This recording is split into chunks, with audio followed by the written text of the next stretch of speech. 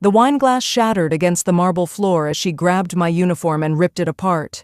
"You pathetic little waitress," she screamed. "I'll make sure you never work again."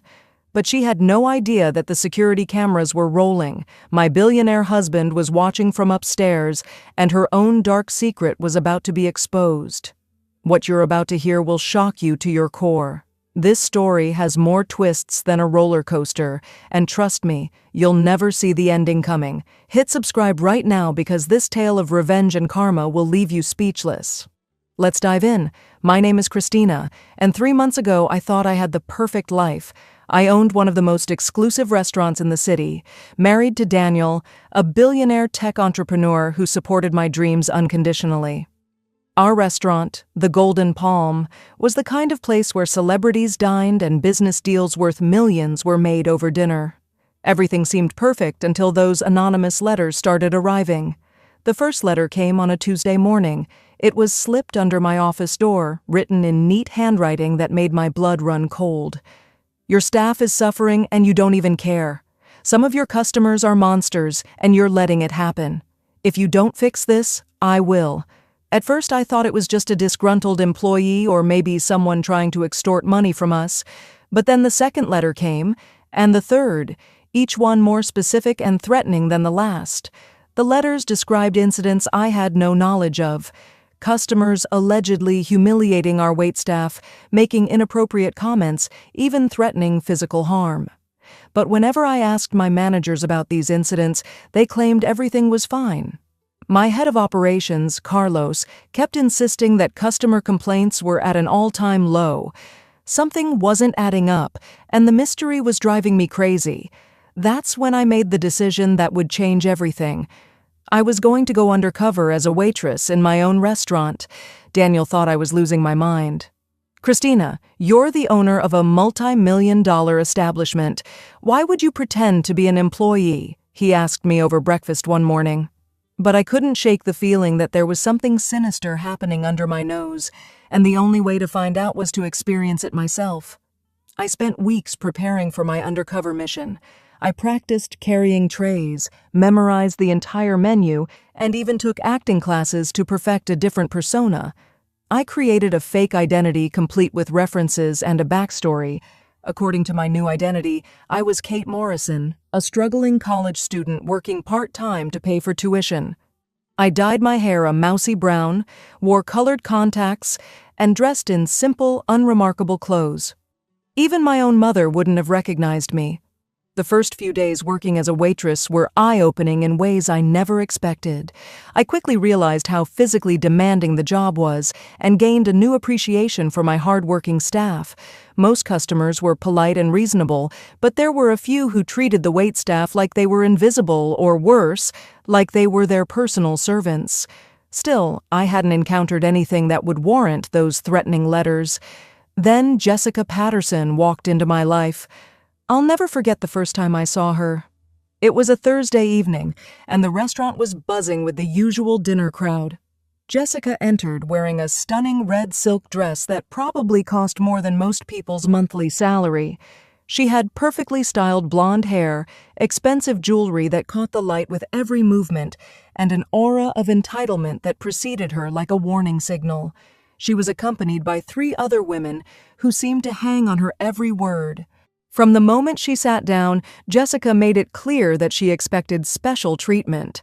She snapped her fingers to get attention, spoke in a condescending tone, and acted like the world revolved around her whims. But what struck me as odd was how she seemed particularly interested in me. While her friends chatted about their usual gossip, Jessica kept staring at me with an intensity that made me uncomfortable. "You're new here, aren't you?" she asked when I approached their table to take their order. Her voice had a strange quality to it, like she was studying me rather than making casual conversation. "Yes, ma'am." "I started working here recently," I replied, maintaining my fake identity. "Where did you work before this?" she pressed, and I noticed her friends had stopped talking to listen to our conversation. I gave her the rehearsed backstory about being a college student, but Jessica's expression suggested she wasn't entirely convinced. Throughout the evening, she continued to ask probing questions about my background, my family, and my living situation.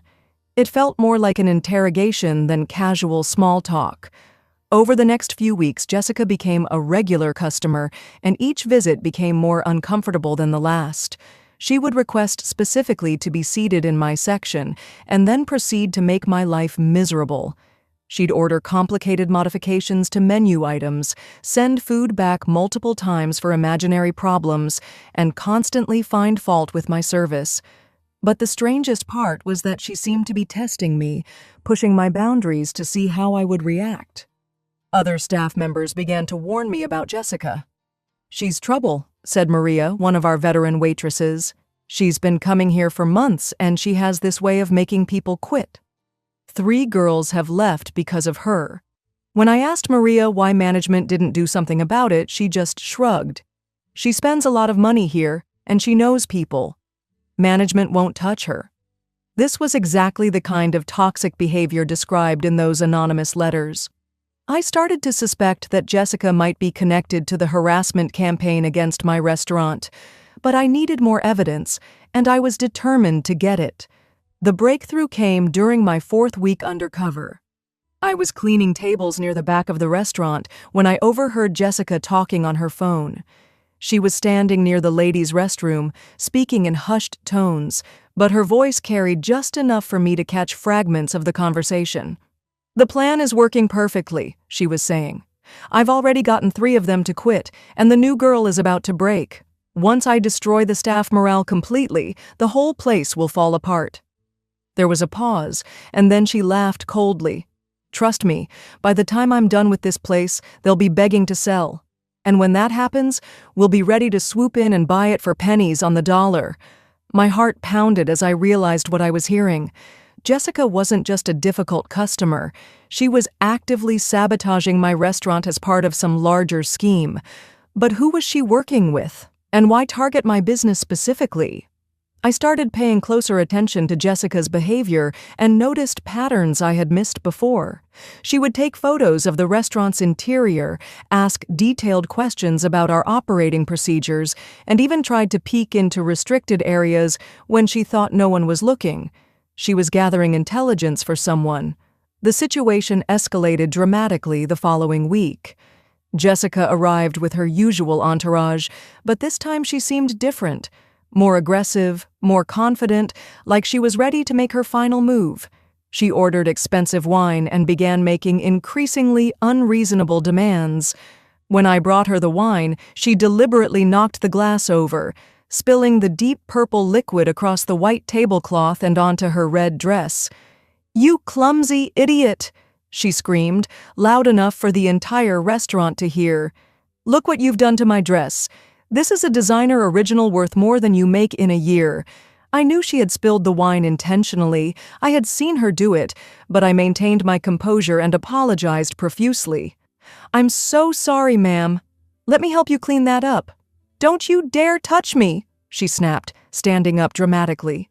"Do you have any idea how much this dress cost?" "You're going to pay for this, you pathetic little waitress." The entire restaurant had gone quiet, with all eyes on our confrontation. I could feel the other customers staring, some with sympathy, others with the kind of morbid curiosity people have when watching a train wreck.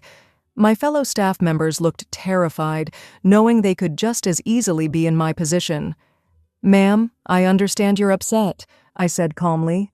"Let me get the manager, and I'm sure we can work something out." But Jessica wasn't interested in reasonable solutions.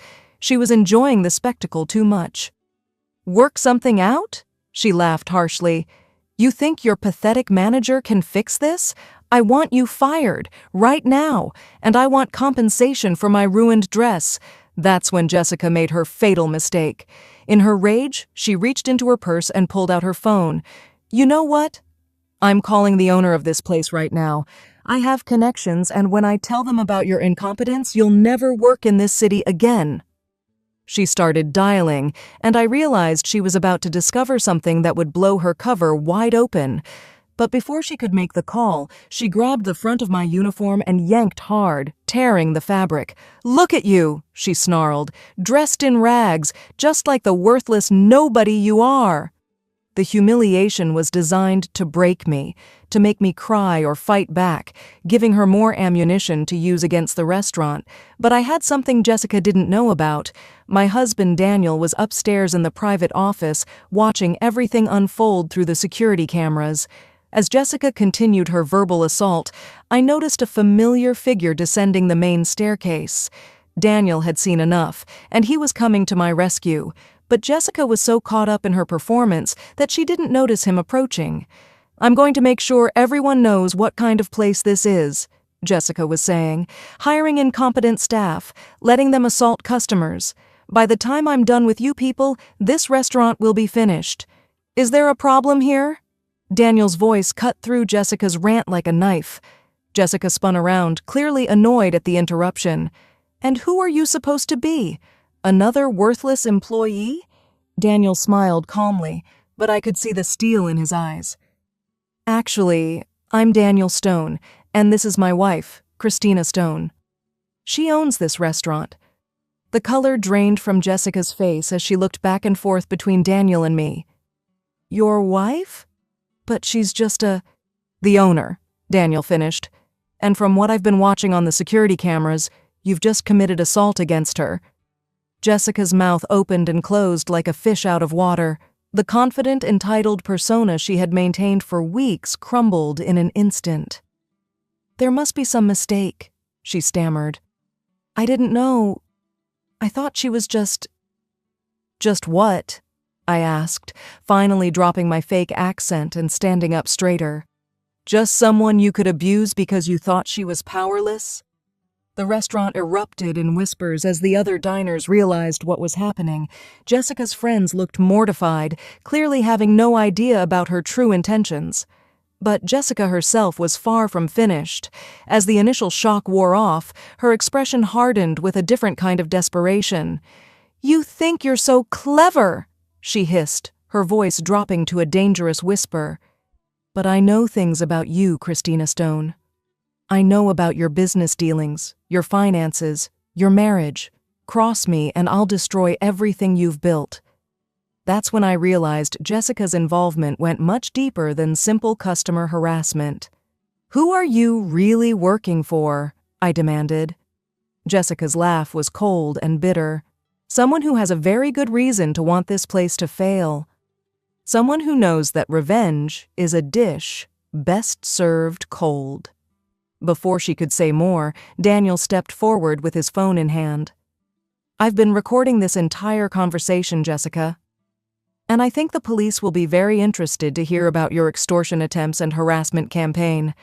Jessica's facade finally cracked completely. "You don't understand," she said desperately. "This place destroyed my life. Your business partner, Robert Martinez, he was my husband. He left me for his secretary and made sure I got nothing in the divorce. Nothing!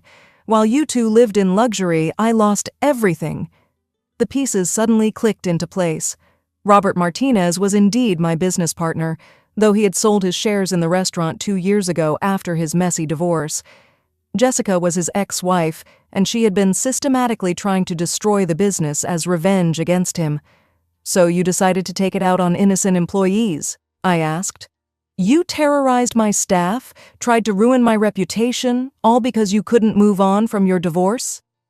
"I wanted him to hurt the way he made me hurt," Jessica admitted, tears streaming down her face. "But he sold his shares and moved on like nothing happened, so I decided to destroy what he had helped build." By this time, the police had arrived, summoned by Daniel during Jessica's confession. As they led her away in handcuffs, she turned back one last time. "You may have won tonight, Christina, but this isn't over. I have lawyers, connections. I'll be back." But Jessica was wrong.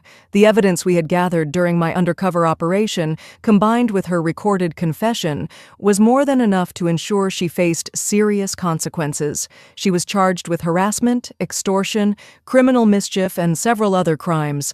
Her wealthy friends abandoned her, her social standing crumbled, and she ultimately served 18 months in prison. The most satisfying part wasn't Jessica's downfall, though. It was the positive changes that came from my undercover experience. I implemented new policies to protect my staff from abusive customers, improved working conditions, and created a support system for employees who faced harassment. The anonymous letters stopped coming, and staff morale reached an all-time high. Maria, the veteran waitress who had warned me about Jessica, was promoted to assistant manager. She told me later that my willingness to work alongside them had completely changed how the staff viewed management.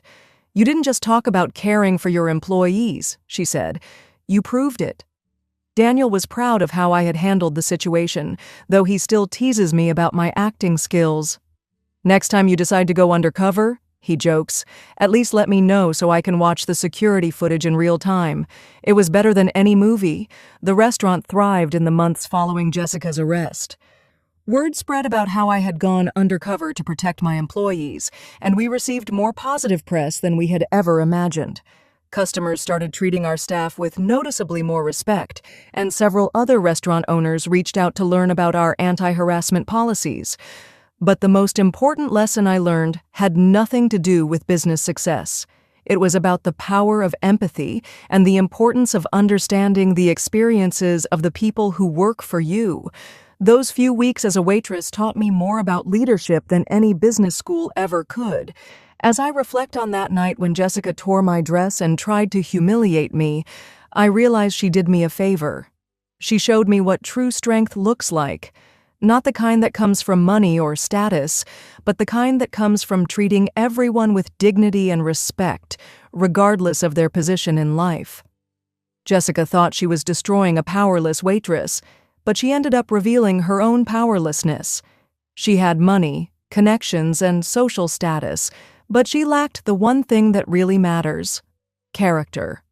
In the end, karma didn't just find her, it completely overwhelmed her. The golden rule has never been more relevant. Treat others as you want to be treated, because you never know when that nobody you're being cruel to might actually be somebody very important.